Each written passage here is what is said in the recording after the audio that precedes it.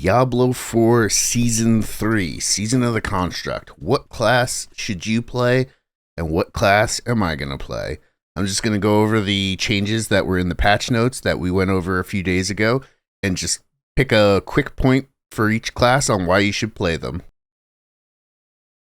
So for Barbarian, the obvious choice is the charge buffs. The charge damage was increased 10x, and then also the cooldown reduction from power charge was made a lot easier to accomplish since you no longer have to knock things into the terrain. And charge already has a few aspects that are centered around buffing it up. So I think that's going to be a great choice for Barbarian.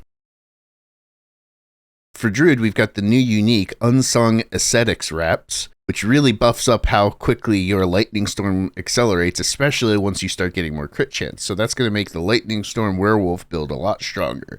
So that's my recommendation for Druid. For Necromancer, the big winner is going to be Bone Spirit. The new offensive aspect that makes your Bone Spirit shoot out a Bone Nova is going to be pretty potent, especially if it does take the ranks of your Bone Splinters, and then it'll also be a decent source of essence since each Bone Splinter that hits will give you 6 essence. On top of that, they also buffed the scaling with your max essence that Bone Spirit has, and they changed the essence restoration from flat 30 to 30% of maximum, and they reworked aspect of Swelling Curse so that it's just all around much easier to use, especially for how Bone Spirit is usually used. For Rogue, the standout's going to be Penetrating Shot, as it was generally buffed across the board, and also the Precision Keystone passive was made a lot more usable, and the unique bows associated with Penetrating Shot were also buffed, so Penetrating Shot is going to be pretty powerful going into the new season.